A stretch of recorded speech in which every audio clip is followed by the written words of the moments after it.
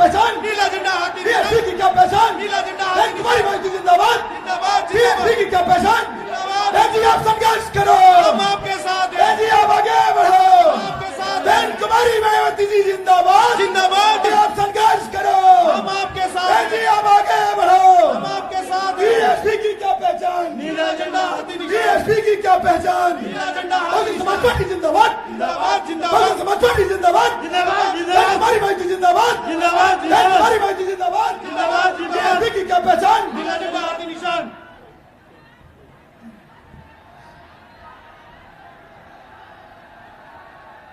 हमारे बीच में बहुजन समाज पार्टी की राष्ट्रीय अध्यक्ष, देश के सबसे बड़े प्रदेश उत्तर प्रदेश की 4 बार मुख्यमंत्री रही, दलितों की, पिछड़ों की, अकलियतों की, साथ साथ सर्व समाज की नेता, हम सब की नेता बहन कुमारी मायावती जी हमारे बीच में आ चुकी हैं। हम इन जन सैलाब से कहते हैं स्वागत करें, इस्तकबाल करें, खैर मकदम करें और जोरदार ताली बजाकर स्वागत करें।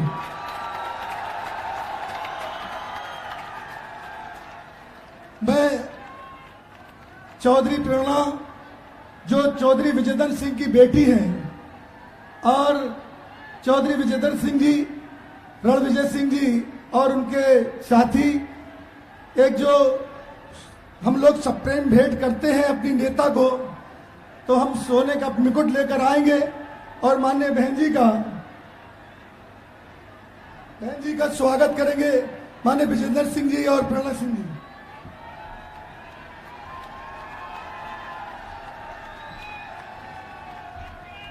बहुजन समाज पार्टी जिंदाबाद, बहन जी जिंदाबाद, बीएसपी की क्या पहचान, बहुजन समाज पार्टी जिंदाबाद, बहुजन समाज पार्टी जिंदाबाद, बहन कुमारी मायावती जी जिंदाबाद, बहन कुमारी मायावती जी जिंदाबाद,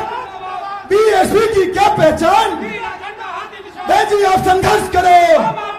बहन जी आप आगे बढ़ो, हम आपके साथ बहन हैं, कुमारी मायावती जिंदाबाद, जिंदाबाद बहन जिंदाबाद कुमारी मायावती जिंदाबाद। जिंदाबाद जिंदाबाद। हमारे बीच में हम सबकी नेता आ चुकी हैं। हम चाहते हैं आप तब सबकी तरफ से हम बहन जी से आग्रह करेंगे, अदब के साथ गुजारिश करेंगे, इन जन समूह को संबोधित करने का कष्ट करें। माननीय बहन जी हमारे बीच में मैं कष्ट करेंगे, जो बहन जी संबोधन करने का कष्ट करें। माननीय बहन जी,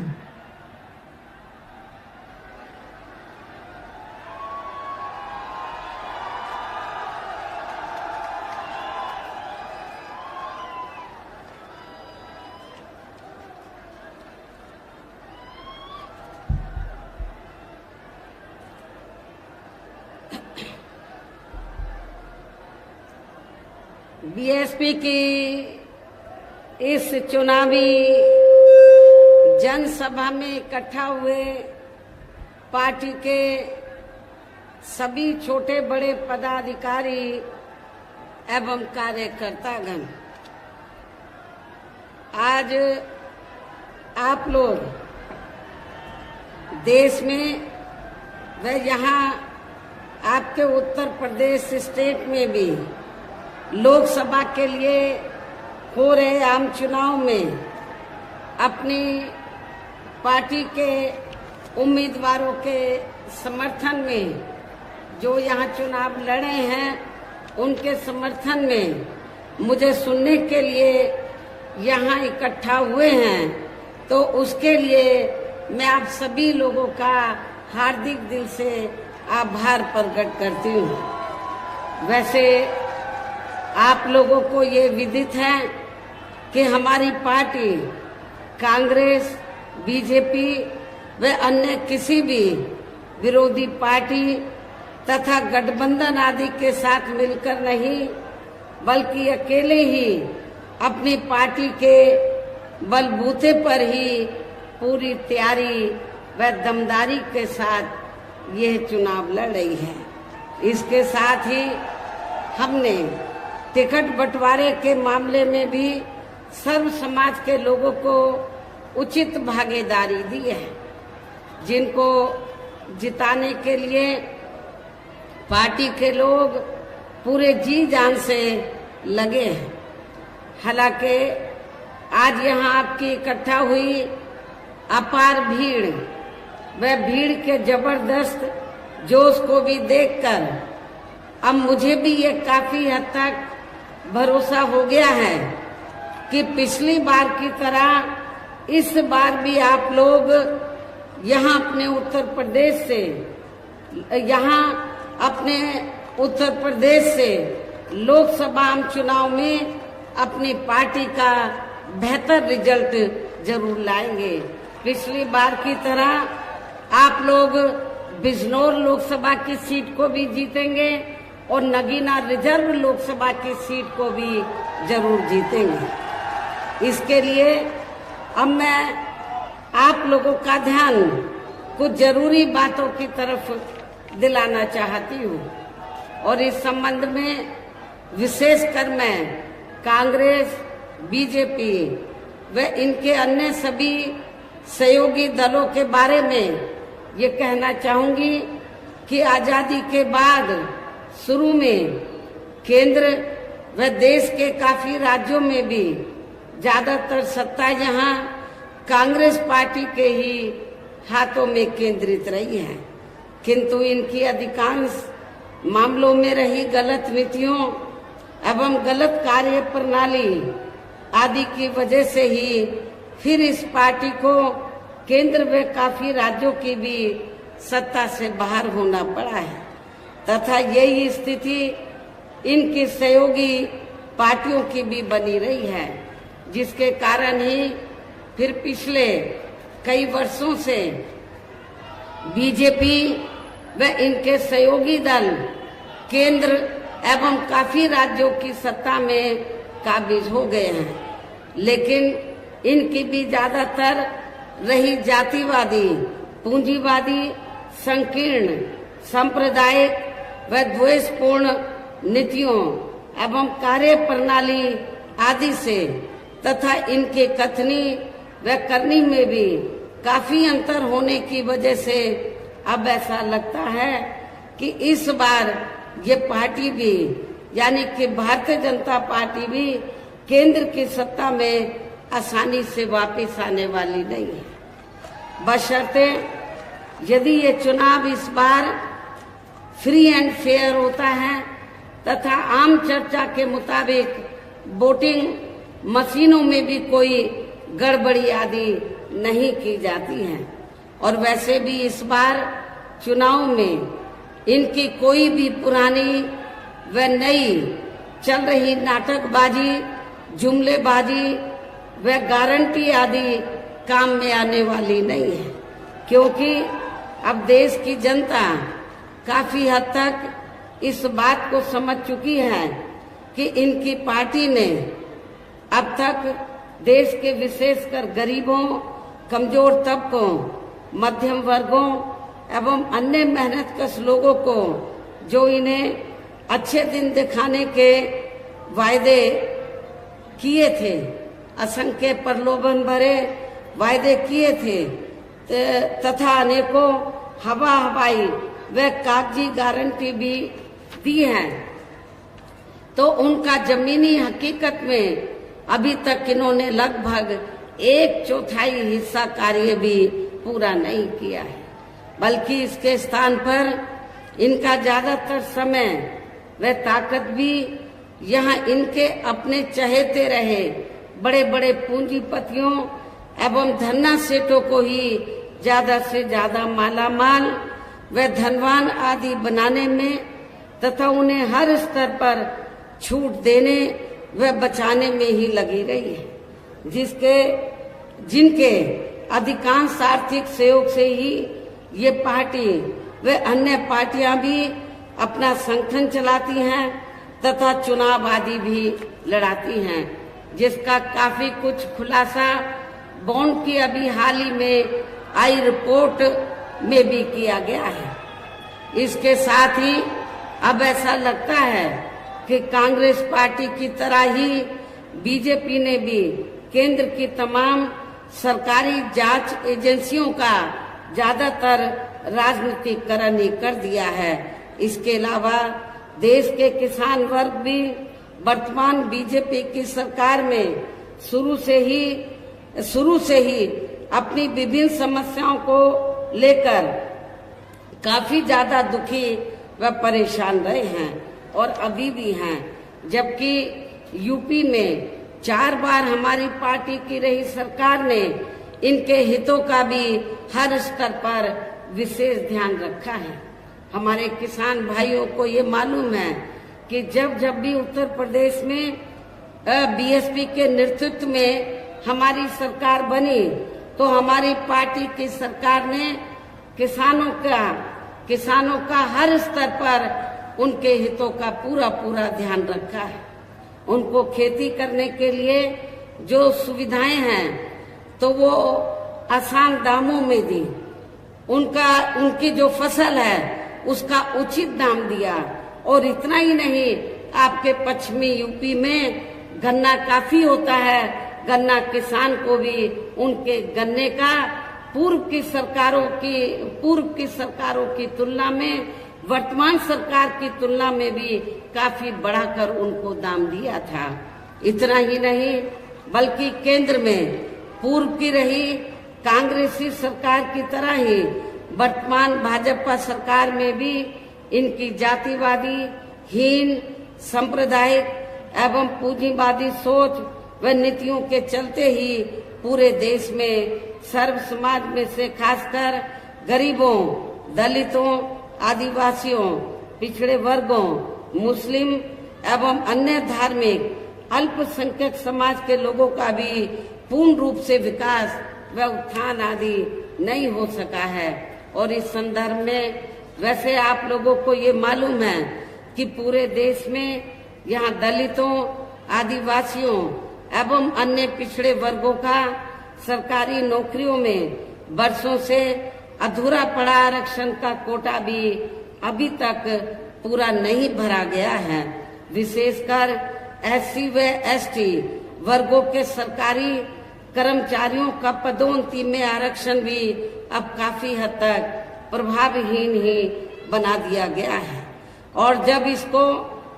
इस मामले को लेकर आप लोगों को मालूम है कि हमारी पार्टी ने इसमें संशोधन करने के लिए जब बिल राज्यसभा में लाया, मैं राज्यसभा में थी, जब राज्यसभा में लाया तो सरकार को हमने काफी हद तक रजामंद कर लिया था तो संशोधन लाने के लिए, ताकि पदोन्नति में जो आरक्षण जो प्रभावहीन बन गया है वो प्रभावशाली बन जाए और एससी एसटी के कर्मचारियों को पदोन्नति में आरक्षण ठीक ठाक मिल जाए। लेकिन जब ये बिल लाया गया तो समाजवादी पार्टी के सांसदों ने तो इस बिल को पास नहीं होने दिया और बिल को संसद के अंदर फाड़ दिया था। अब किस मुंह से समाजवादी पार्टी के लोग ये कहते हैं दलितों को कि आप हमें वोट दो, जिस समाजवादी पार्टी ने एससी एसटी का जो पदोन्नति में आरक्षण का विधेयक है उसको पास नहीं होने दिया, ऐसी पार्टी के उम्मीदवार की जमानत जब्त कराना ये आप लोगों की जिम्मेवारी बनती है। साथ ही केंद्र व राज्यों में भी विरोधी पार्टियों की रही सरकारों में इन सभी वर्गों को प्राइवेट सेक्टर में आरक्षण दिए जाने की व्यवस्था किए बिना ही इनकी सरकारों के ज्यादातर सरकारी कार्य अब प्राइवेट सेक्टर के जरिए ही इनके बड़े बड़े पूंजीपतियों व धन्ना सीटों आदि को ही दिए जाने के कारण अब इनको पूरे देश में आरक्षण का बहुत कम ही लाभ मिल पा रहा है। इसी प्रकार इनका अन्य और मामलों में भी शोषण व उत्पीड़न आदि होना अभी तक भी बंद नहीं हुआ है। इनके साथ साथ मुस्लिम व अन्य धार्मिक अल्पसंख्यक समाज के लोगों की भी हालत हर स्तर पर यहाँ काफी ज्यादा खराब व दयनीय ही बनी हुई है, जिसका काफी कुछ खुलासा सच्चर कमेटी की रिपोर्ट में भी किया गया है। इतना ही नहीं बल्कि पिछले कुछ वर्षों से केंद्र व अधिकांश राज्यों में भी बीजेपी व आरएसएस की सरकारों के चलते हुए अब इनका विकास एवं उत्थान आदि होना भी काफी हद तक बंदशाई हो गया है। आए दिन इन पर खासकर धर्म की आड़ में हो रही जुल्म जाति भी यह काफी ज्यादा चरम सीमा पर पहुंच चुकी है। इनके साथ साथ अपर कास्ट समाज में से विशेषकर गरीब लोगों की भी हालत हमें कोई खास अच्छी नजर नहीं आती है। इनकी गलत कृषि नीतियों के कारण किसान वर्ग भी आए दिन आंदोलित रहता है। साथ ही इनकी गलत आर्थिक नीतियों की वजह से देश की अर्थव्यवस्था पर भी इसका काफी बुरा प्रभाव पड़ रहा है, जिससे यहाँ विशेषकर काफी ज्यादा दुखी व परेशान हैं। और अब केंद्र में पूर्व की रही सरकारों की तरह ही वर्तमान भाजपा सरकार में भी जहाँ पूरे देश में गरीबी, बेरोजगारी एवं महंगाई आदि भी लगातार काफी ज्यादा बढ़ रही है। देश में हर स्तर पर फैला भ्रष्टाचार भी अभी तक कम नहीं हुआ है। साथ ही अपने देश की सीमाएं भी अभी तक पूरे तौर से सुरक्षित नहीं हैं। ये भी बड़े चिंता की बात है। ऐसे में अब आप लोगों को देश में हो रहे लोकसभा आम चुनाव में कांग्रेस, बीजेपी व इनकी सहयोगी पार्टियों को भी केंद्र की सत्ता में आने से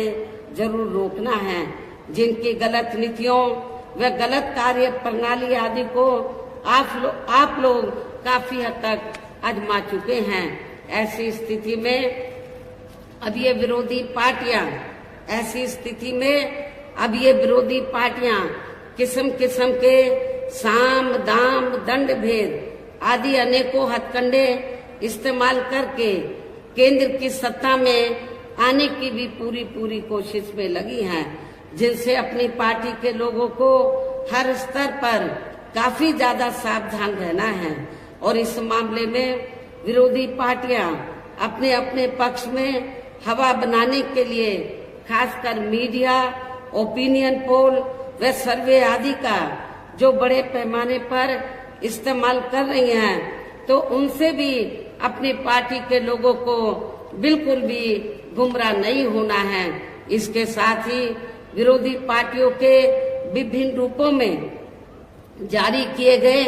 इनके हवाई व प्रलोभन भरे चुनावी घोषणा पत्रों एवं वायदों आदि के बहकावे में भी अपनी पार्टी के लोगों को कतई नहीं आना है, जिन्हें ये पार्टियां चुनाव खत्म होने के बाद ज्यादातर अमल में नहीं लाती हैं। और अब जिन पर से देश की जनता का अधिकांश विश्वास ही उठ गया है। यही खास वजह है कि हमारी पार्टी किसी भी चुनाव में अपनी पार्टी का कोई भी चुनावी घोषणा पत्र आदि जारी नहीं करती है। वैसे भी हमारी पार्टी किसी भी मामले में कहने में बहुत कम बल्कि कार्य करके दिखाने में ही ज्यादा विश्वास रखती है। और इस बात का सबसे बड़ा सबूत ये है कि उत्तर प्रदेश में 4 बार हमारी पार्टी के नेतृत्व में रही सरकार ने चुनाव में अपनी पार्टी के बिना कोई जारी किए गए चुनावी घोषणा पत्र के ही प्रदेश में आम जनहित में काफी कुछ ऐतिहासिक कार्य करके दिखाए हैं, जिनकी अब देश में अधिकांश पार्टियों की सरकारें काफी नकल भी कर रही हैं। जबकि इस मामले में हमारी पार्टी का ये कहना है कि यदि इन पार्टियों के स्थान पर केंद्र में हमें अपनी पार्टी की सरकार बनाने का मौका मिलता है, तो तब फिर हमारी पार्टी की बनी सरकार केंद्र में यहाँ अब तक रही सभी विरोधी पार्टियों की सरकारों की तरह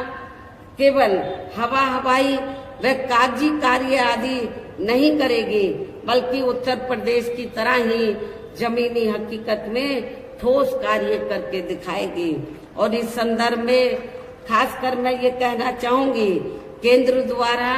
देश में पिछले कुछ समय से अति गरीब परिवारों को अस्थायी तौर पर फ्री में जो थोड़ी सी खाद्य सामग्री दी जा रही है या राशन आदि दिया जा रहा है, तो उससे इनका स्थायी तौर पर भला होने वाला नहीं है। और वैसे भी इनकी ये जटिल समस्या देश में हर हाथ को काम देने से ही केवल दूर हो सकती है, जिसकी तरफ हमारी पार्टी की बनी सरकार विशेष ध्यान देगी। साथ ही देश में पिछले काफी वर्षों से आए दिन बढ़ रही गरीबी, बेरोजगारी व महंगाई आदि से भी जनता बहुत ज्यादा दुखी व परेशान है, जिसे भी आर्थिक नीतियों में तब्दीली करके जरूर दूर किया जाएगा। धर्म की भी आड़ में पिछले कुछ वर्षों से खासकर मुस्लिम समाज के लोगों का द्वेष की भावना से जो इनका काफी ज्यादा शोषण व उत्पीड़न आदि किया जा रहा है, तो इसे भी जरूर रोका जाएगा। और ये सब हमने अपनी यूपी की रही सरकार में करके भी दिखाया है। इसके अलावा हमने यूपी में सर्व समाज में से गरीब एवं बेरोजगार लोगों को बेरोजगारी भत्ता आदि न देकर उन्हें बड़ी तादाद में रोटी रोजी के साधन भी उपलब्ध कराए हैं। जो अभी ये कार्य भी ज्यादातर ठंडे ही पड़े हैं, जिनको फिर सरकार बनने पर जरूर प्राथमिकता दी जाएगी। वैसे आप लोगों को इस मामले में ये मालूम है कि जब भी यूपी में मेरे नेतृत्व में सरकार बनी, तो हमने उत्तर प्रदेश में तो गरीब और बेरोजगार लोगों को बिना कोई रिश्वत लिए हुए उनको बड़ी तादाद में रोटी रोजी के साधन दिए हैं। पुलिस भर्ती में जब पुलिस भर्ती हुई थी, तो आपके पश्चिमी यूपी से तो काफी लोगों को भर्ती किया गया, और खास तौर से हमने बिना कोई पक्षपात के, बिना कोई जाति देखे हुए जो भी इसमें काबिल था, जो भी इस पोस्ट के लिए काबिल था, उनकी हमने भर्ती की। आपके पश्चिमी यूपी से बड़े पैमाने पर हमारे जाट जो बच्चे हैं, उनकी भी बड़ी तादाद में भर्ती हुई थी। वैसे तो अन्य समाज के लोगों को भी मौका मिला, लेकिन उन्हें भी मौका दिया गया। कहने का तात्पर्य यह है कि देश में इस समय हो रहे लोकसभा आम चुनाव में विरोधी पार्टियों के जारी किए गए उनके हवाई व प्रलोभन भरे चुनावी घोषणा पत्रों आदि के बहकावे में अब यहाँ खासकर देश के अति गरीबों, मजदूरों, बेरोजगारों एवं अन्य जरूरतमंद लोगों को बिल्कुल भी नहीं आना है। और अब इन्हें ऐसी सभी विरोधी पार्टियों को हर हालत में केंद्र की सत्ता में आने से जरूर रोकना है, जिनकी कथनी व करनी में काफी अंतर रहा है तथा जिन्हें ये लोग बरसों से आजमा भी चुके हैं। ऐसे में अब मेरा यही कहना है कि आप लोगों को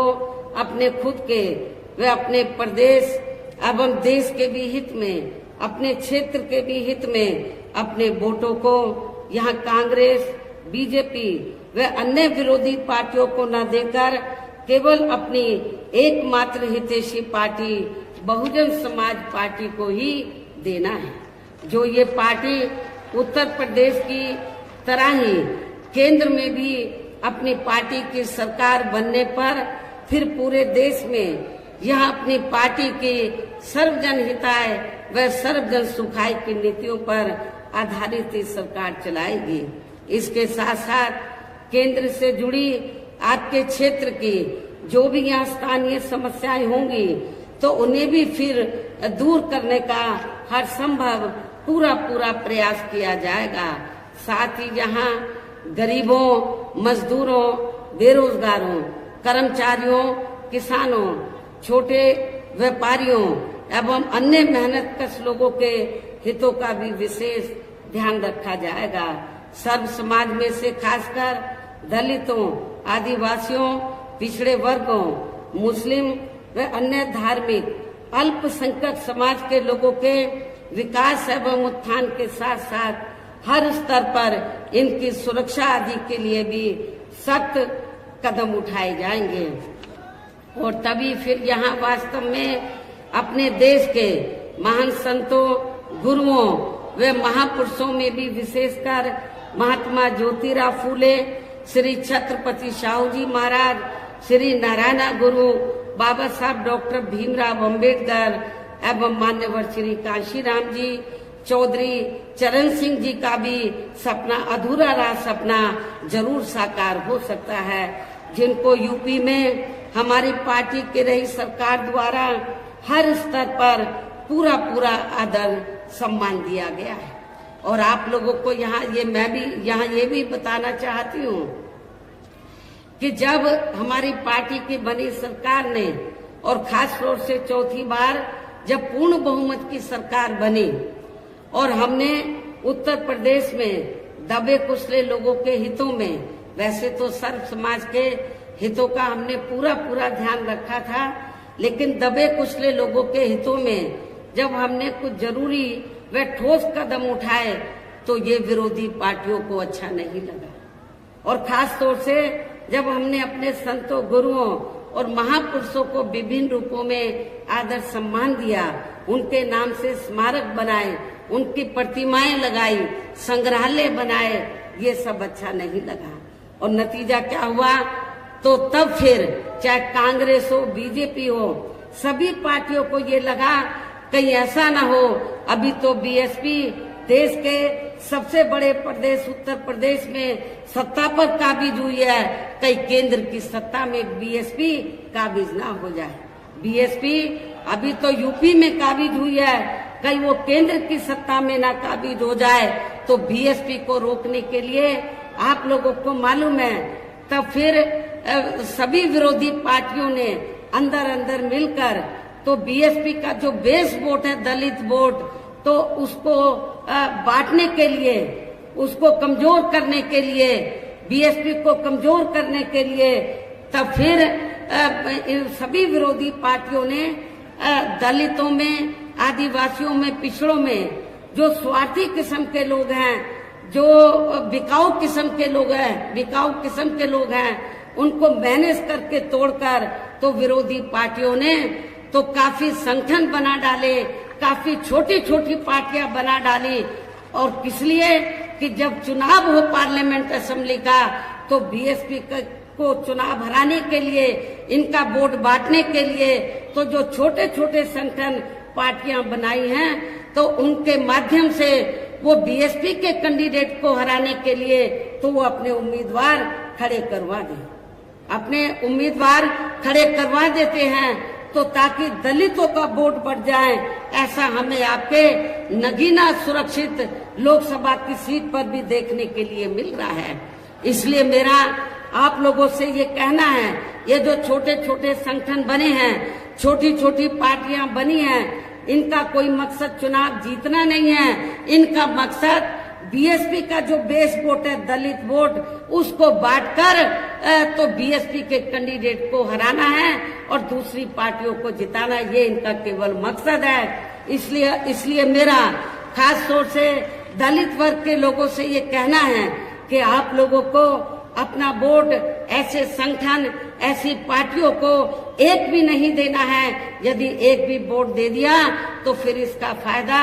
दूसरी जातिवादी पार्टियों को मिल जाएगा। इसलिए आप लोगों को एक एक वोट आप लोगों को बहुजन समाज पार्टी के उम्मीदवार को देना है। इसी प्रकार आप लोगों को जो बिजनौर लोकसभा की सीट है, यहाँ से भी हमने जाट समाज से तो अपने उम्मीदवार को चुनाव के मैदान में उतारा है। आप लोगों को ये मालूम है कि जब सपा पावर में रही थी तो यहाँ पर मुसलमानों और जाटों में काफी नफरत पैदा की गई, दंगे कराए गए, मुजफ्फरनगर में कराए गए। लेकिन मेरी सरकार में जाटों और मुसलमानों में कोई उनमें नफरत पैदा नहीं की गई, कोई उनमें आपस में कोई जातीय संघर्ष नहीं हुआ, कोई भी तनाव पैदा नहीं हुआ। ये सब आप लोगों को मालूम है। और इसी मानसिकता पर चलकर ही तो हमने जिनको चुनाव के मैदान में उतारा है, वो इसी मानसिकता के हैं कि जो मुस्लिम और जो जाट समाज है, जो पूर्व में यहाँ नफरत पैदा की गई, उसको भाईचारे में तब्दील किया जाए, इसी मानसिकता के हमारे उम्मीदवार है। इन्हीं खास बातों के साथ ही अब मेरा देश में आपके स्टेट के भी हित में यही कहना है कि हमारी पार्टी ने आपकी बिजनौर लोकसभा की सीट से चौधरी विजेंद्र सिंह, जो आपके सामने यहाँ खड़े हैं, और इसी जिले में दूसरी सीट है नगीना सुरक्षित लोकसभा की सीट, तो यहाँ से हमने एडवोकेट श्री सुरेंद्र पाल सिंह को चुनाव के मैदान में उतारा है, जो यहाँ आपके सामने मंच पर मौजूद भी हैं। तो उन्हें आप लोगों को जरूर कामयाब बनाना है, जिसके लिए यहाँ पार्टी के सभी स्तर के छोटे बड़े पदाधिकारी व कार्यकर्ता आदि पूरे जी जान से लगे हैं। और अब आप लोगों को वोट पड़ने वाले दिन यहाँ बीएसपी के अपने इन सभी बीएसपी के अपनी पार्टी के इन सभी उम्मीदवारों को बीएसपी का जो चुनाव चिन्ह हाथी है, हाथी चुनाव चिन्ह के सामने वाले बटन को दबाकर आप लोगों को बीएसपी के इन दोनों प्रत्याशियों को रिकॉर्ड तोड़ वोटों के अंतर से जरूर जिताना है। इस